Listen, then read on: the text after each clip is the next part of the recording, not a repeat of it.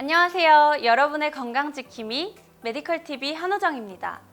일상생활에서 흔하게 접하는 질환이 뭐라고 생각하시나요? 대부분은 감기나 배탈 등 내과 질환을 많이 생각하실 텐데요. 실제 일상에서는 잘못된 자세나 습관으로 인한 어깨 통증과 허리 통증, 목 통증 등 신체 근육과 관련된 질환들을 호소하고 있는 환자들이 늘고 있다는데요. 그래서 오늘은 통증의학과 전문의 서영재 교수님과 함께 목 통증과 어깨 통증에 대해 자세히 알아보는 시간 갖도록 하겠습니다.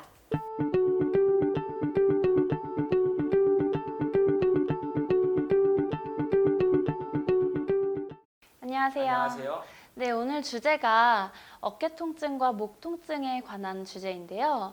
네, 교수님이 많은 환자분들을 보시잖아요. 근데 그 환자분들 중에서 많은 통증을 호소하는 질환이 있나요? 생활 습관의 변화로 인해 다양한 통증을 겪게 되는데요. 스포츠 활동을 하는 인구가 점차 많아지면서 관절, 척추 질환을 호소하는 사람들이 점점 늘어나고 있습니다.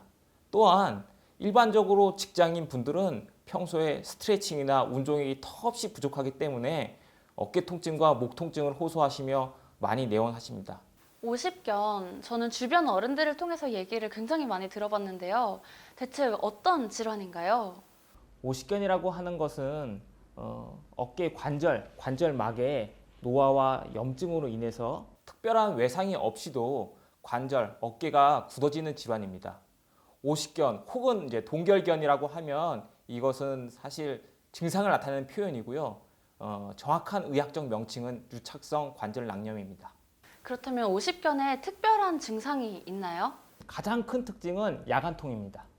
이유는 밤이 되면서 어깨 관절에 수축되기 때문에 팔과 어깨가 더 달라붙어서 심한 압박을 받고 자극을 받아서 야간통이 심해지는 것입니다. 그럼 오십견은 어떻게 치료하나요? 오십견의 치료의 제일 원칙은 수술을 하지 않는 비수술적인 치료입니다. 가장 중요한 치료 요소는 수동적인 관절 운동을 통해 관절 운동 가용 범위를 회복시키는 것입니다. 90% 정도는 수술적 치료 없이도 약물 치료와 재활 치료로 충분히 회복될 수 있습니다. 관절 운동 범위 회복을 위해 온찜질과 재활 운동을 시행할 수 있고요. 통증 조절을 위해 약물 치료, 관절 내 주사, 물리 치료 등을 시행해 볼 수도 있으며 이러한 치료에 반응하지 않는 심각한 오십견의 경우에는요. 수술적인 치료를 적극적으로 고려해 보아야 합니다. 오십견과 비슷한 질환으로 회전근개 파열이 있다고 들었는데요. 회전근개 파열, 저한테는 굉장히 생소한 단어인데 어떤 건가요? 회전근개 파열, 회전근개가 찢어지고 파열됐다는 건데 아무래도 60대, 70대 이후로 넘어가다 보면 많이 사용하기 때문에 이미 끊어진 환자분들이 적지 않고요. 하지만 요즘은 갈수록 20, 30대 환자들도 점차로 늘어나고 있는 추세입니다. 수영을 한다든지 공을 던지는 야구, 배드민턴 이런 어깨를 팔 높이 이상으로 드는 동작을 많이 했을 때 주로 생기는 경우가 많습니다. 그렇군요. 그럼 회전근개 파열이면 어떤 증상이 나타나나요? 가장 흔한 특징은 우선 근육이 힘줄이 찢어졌으니까 제대로 움직일 수가 없는 것입니다. 제대로 자기 마음대로 움직일 수가 없고 자연스럽지가 못합니다. 또 통증이 올 수도 있는데요. 파열이 심할수록 팔에 힘이 빠지는 현상이 두드러지고 팔을 스스로 올리지 못하는 마비 증상이 나타나기도 합니다. 네, 교수님 말씀을 들어보니 오십견과 회전근개 파열, 그 구분이 굉장히 힘들 것 같아요. 예, 맞습니다. 일반적으로 구분이 쉽지 않고요. 다만 오십견의 경우에는 통증보다는 관절의 운동 범위 제한이 더 두드러진다는 것이 특징이라고 하겠네요. 반대로 회전근개 질환의 경우 팔의 힘 빠짐이나 통증이 관절의 운동 범위 제한보다 더 특징적이라고 할 수 있습니다. 하지만 환자들마다 증상이 제각각이고 개개인차가 많기 때문에 전문의의 정확한 진단과 올바른 치료가 필수적이라고 하겠습니다. 그렇다면 회전근개 파열 치료는 어떻게 하나요? 오십견과 마찬가지로 비수술적인 치료를 먼저 원칙으로 하고 있습니다.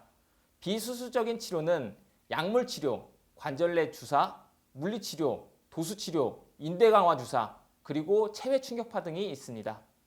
지속적인 비수술적인 치료에도 불구하고 반응이 없을 경우에는 좀 더 정밀한 검사를 하고 수술을 고려해 보아야 합니다. 어깨 질환으로 석회성 건염이 있다고 들었는데요. 이건 어떤 질환인가요? 예, 어깨 조인트에 석회성 물질이 자꾸 쌓이면서 통증과 염증을 유발하는 질환이라고 할 수 있습니다. 사실 이 석회가 쌓이는 의학적인 기전은 아직 명확하게 밝혀진 바는 없습니다만 젊은 층보다는 노년층에 흔하고 아무래도 신진대사가 활달한 분보다는 신진대사가 떨어져 있는 분한테서 흔한 걸로 보아서 퇴행성 노화나 혈류 공급 장애가 원인인 것으로 저희 학회 측에서는 추정하고 있습니다. 그렇다면 어깨 통증이 굉장히 심할 것 같은데요. 다른 증상에는 무엇이 있을까요? 우선 석회화 건염이 발생하면 그 발생 부위 자체에 극심한 통증을 느끼게 되고요. 어깨를 누르는 압력이 가해질 때 통증이 더 심해지기도 합니다. 또 팔을 들어 올리기 힘들면서 일상생활에 지장을 초래해서 진료실에 내원하신 분도 많습니다. 석회성 건염의 치료는 어떻게 이루어지고 있나요?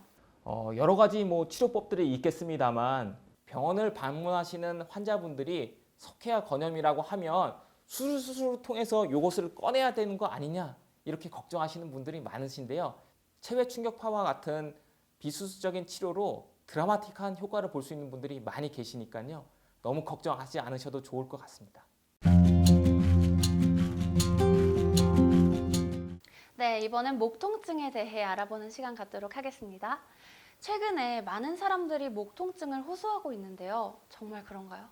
무거운 가방을 메고 학교에 가서 온종일 책상에 앉아 있다가 집에 와서 스마트폰과 컴퓨터만 들여다보는 학생들, 하루 대부분을 앉아서 컴퓨터 앞에서 씨름하는 직장인들, 이들의 공통점은 나쁜 자세, 운동 부족, 스트레스라고 할 수 있겠습니다.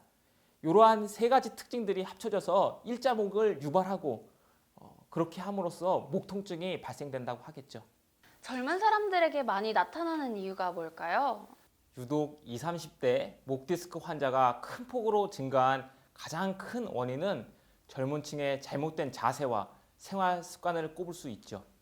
이 중에서도 특히 스마트폰과 PC 사용이 큰 영향을 미친다고 볼 수 있습니다. 목을 잡아주는 근육이 머리 무게를 지탱하기 위해 부담을 받게 됩니다. 이러한 자세를 오랫동안 지속하게 되면 근육 경직과 염좌를 반복하게 되고 결국은 디스크 탈출증으로 이어지게 되는 것이죠. 목 디스크는 목뼈 사이에 쿠션 역할을 해주는 스폰지 같은 역할을 해주고 있는데 이 디스크가 손상되어 신경근이라든지 척수를 누르는 질환이 발생되는 것입니다.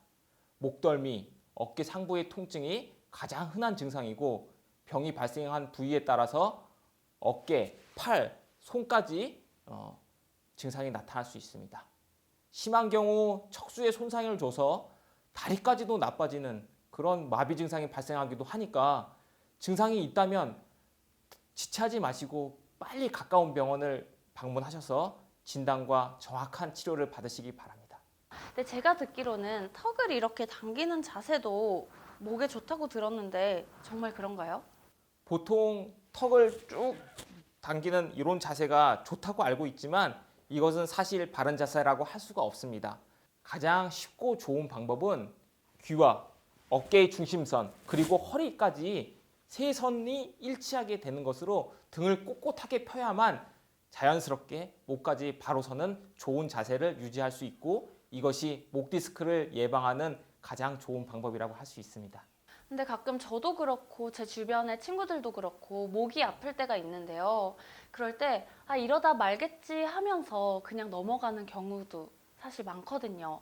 근데 이렇게 지나치는 거 어떤가요? 어떠한 조치를 취하지 않고 방치를 하게 되면 병을 키우는 경우가 많습니다.